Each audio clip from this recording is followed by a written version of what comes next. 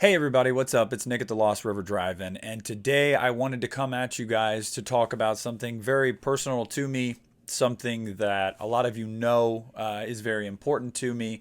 If you've been following my channel for any number of years, you know the love I have for the Halloween franchise, and I've never opened up and talked about what it is and how it started and why it started, and I just wanted to do a really deeply personal video about this franchise and why it means so much to me, why I'm so defensive of it, and just kind of take you guys back in time, how this all started. I know a lot of people wonder when you see someone collect the amount of one franchise that they do and just horror in general, but specifically when it's one franchise or one character or one movie. I know some of you have questions. How did this start? What was the genesis of this? Well, I want to take you guys back.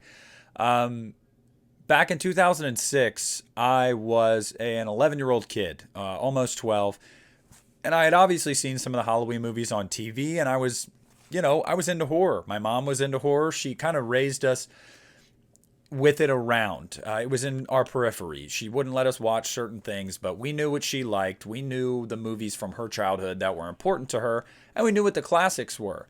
And so we were very cognizant of that. But I was the only one of my siblings that really kind of leaned into horror and really liked it. Um, and I got ridiculed by my siblings for that. Oh, you like these type of movies. Oh, don't hurt me, Michael. They would say that kind of stuff to me all the time as the years went on. But I was at Walmart and I saw an edition of Halloween, and it was this one. It was the Anchor Bay DVD release with the lenticular slipcover and everything like that. And this is where it all started. Rob Zombie's Halloween was filming. Everybody knew it was coming out. It was being marketed, a remake of Halloween.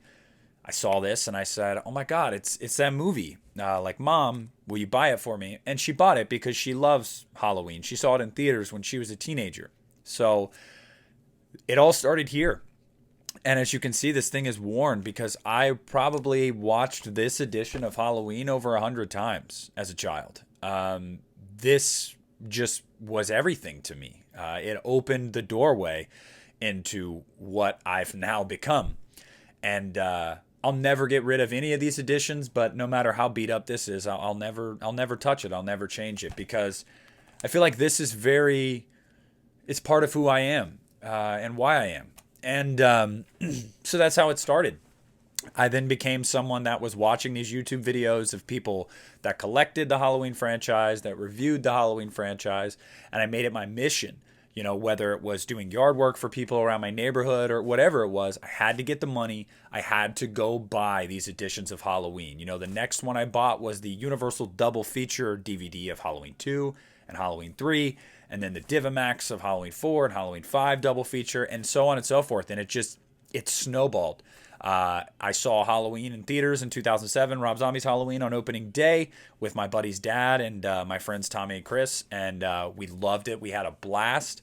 It was a great theater going experience. The place was packed. It was cool to kind of be present and be there and cognizant for the rebirth of Michael Myers. I couldn't have been there in '78, but I was there for this rebirth, and it was so cool. It was really something to behold, to be a part of.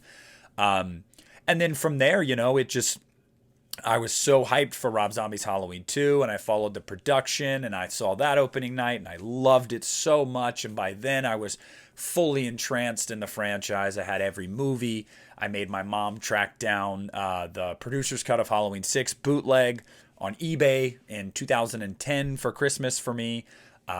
Back when you could only get the bootlegs, they were awful quality. And I had my older brother's friend guilt tripped him into buying me the 30th anniversary commemorative set with the mask in it at a store called Spin Again. And it was so emblematic of my teenage years and my upbringing. And that kind of brings me into why it's so important to me. You know, I don't know if I was ever truly terrified of Halloween or truly scared. I think that it was the primal fear of this could be anyone. He's not a ghost, he's not a demon, he's not resurrected from the dead. He's just a guy.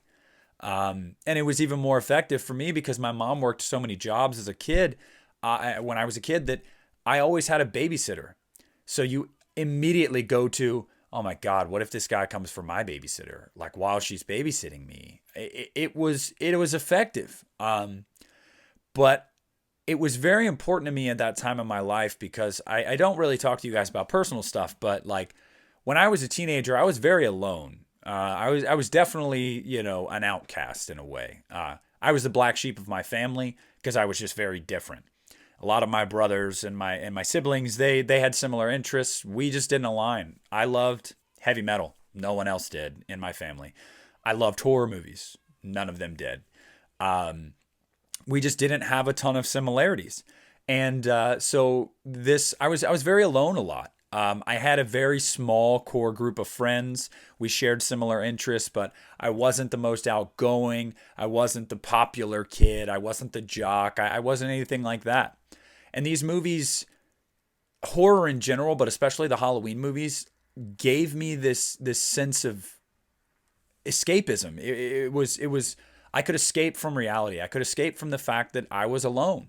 And I feel like these movies, especially Halloween, play on that really well. Like Laurie's alone, literally and figuratively. Like she doesn't really have many friends. She's not popular. She's shy. She's awkward. She's not the. It's just I just related so much to that, and I had so much going on in my life that I just felt that these movies could transport me to a place where I didn't have to think about my life. I didn't have to think about, growing up with no dad and my mom never being around because she worked all the time and not having many friends and not being close to my siblings. And this is what I had. And man, did I have it. Man, did I love it. And man, did I lean into it.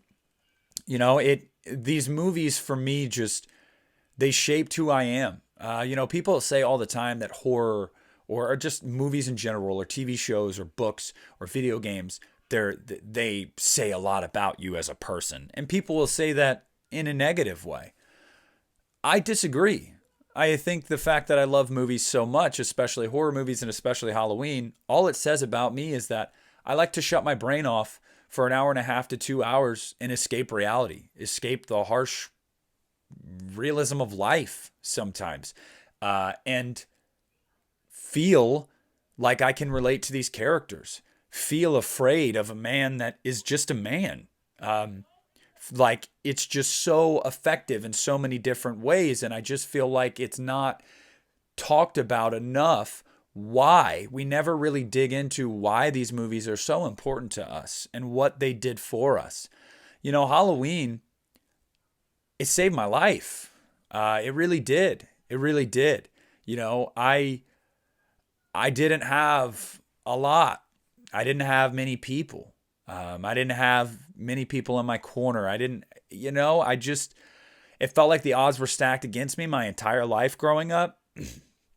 And at the end of the day, I had these movies and, I just felt connected to these characters.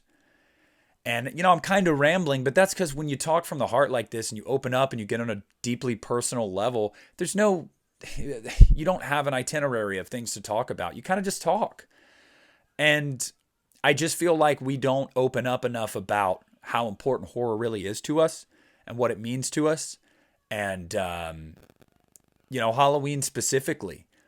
This is a franchise I will follow my entire life. This is a franchise that my collection will be passed down to my kids. And I want it to be preserved because at the end of the day, I think the crux of it all is we don't live forever, but movies do. And generation upon generation can enjoy these movies long after I'm gone. And there's going to be Halloween movies made long after I'm gone that I'll never get to see. And I'm jealous of those bastards that'll get to watch those movies that I won't be around for. And it also takes me back to a simpler time. The nostalgia of being a kid and watching these movies for the first time and being freaked out by Michael Myers and just feeling like the world was my oyster and I had so much ahead of me, and I didn't have bills and I didn't have responsibilities and I didn't have any of that. And every time I watch one of these movies, I'm transported to my old bedroom from my freshman year of high school, where I used to sneak out onto the roof when I used to smoke cigarettes and smoke on the roof, looking through the bedroom window while a Halloween movie was playing on my TV, and reciting every line and doing the mannerisms of Dr. Loomis and writing my fan scripts and screenplays. And it was just such a great time in my life. My flip phone with my Rob Zombie's Halloween 2 wasn't even a wallpaper. It wasn't a poster. I took a picture of one of the shots of Michael's mask in that movie and made it my wallpaper on my flip phone. There's just so much that it means so much to me. It means everything to me. They were so critical to me at such a critical time in my life that when I think back on them and I think about those times, I can only think very fondly. I remember the first time I saw all these movies. I remember the first time I saw Halloween 6 and I hated it so much. And now I love it. I remember the first time I saw a Halloween movie, and it was Halloween 5, and it scared me, and I loved it, and it was goofy, and it was just, I loved it. I remember my theater experiences for Rob Zombie's Halloween, and Halloween 2, and really getting to live through the boom again of Michael Myers. And now I'm in a second boom of Michael Myers with the Blumhouse trilogy. And it's things I never take for granted. And this franchise just means everything to me. And I love Freddy, and I love Jason, and I love Pinhead, and I love Chucky, and I love Leatherface. I love horror. But Halloween, when I say Halloween is the king, it's the king to me. It was the most impactful to me at a time when I wasn't expecting this to happen. I'll never forget seeing this lenticular DVD sitting on the shelf of Walmart for $9.99. I will never forget that. I'll never forget that. And walking out of that store with it and just going on the journey that I'm on now. Thousands upon thousands of dollars poured into this collection. Hundreds, if not thousands of hours watching the movies, talking about the movies. It means everything to me. Everything to me. And as much as I might have issues with Halloween 2018 or Halloween Kills or any Halloween movie that's ever going to come out, because I'm just that guy. I nitpick because I love it. I love this so much. I'll never take for granted that I get to live through this and I get to watch new Halloween movies and I get to remember what it was like to be a kid and what it was like to start this journey. And I'm forever grateful. And it means everything to me. And you guys being along on this journey with me and supporting me and sharing the same passion and adoration for these movies means everything to me too. It just justifies why I do it. So I just wanted to let you guys know kind of how this all started, where it all started, and why it all started. And why still to this day it means everything to me. Most of these movies will never win an Oscar. Most of these movies, they are what they are. But what they are is deeply personal, deeply memorable films that mean everything to me. So I hope you guys enjoyed that heart-to-heart opening up a little bit about the importance of this franchise to me. If you stuck around through the whole thing, I applaud you. Look, guys, you guys mean everything. I can't put into words what this journey has been like. As a YouTuber that started doing Halloween stuff, I can't put into words what all of you mean to me and what this journey has meant to me. And I'm so excited that it's been almost a year of me consistently uploading to this channel again. Almost an entire year. To everybody that stuck around, I kept my word. I wasn't going to go anywhere this time. And I'm going to keep sticking to that. So thank you so much for watching this video. If you're a Halloween fan or a horror fan in general, make sure to subscribe. Follow me on social media. And long live the king, baby. Long live the king. This is Nick at the Lost River Drive-In, and I am pulling out of the drive-in theater that my car is currently parked in. Is that better, guys? Is that better? No, it's not better. It's not better. The other one was better, even if it was cringy. I'm proving a point. Take care.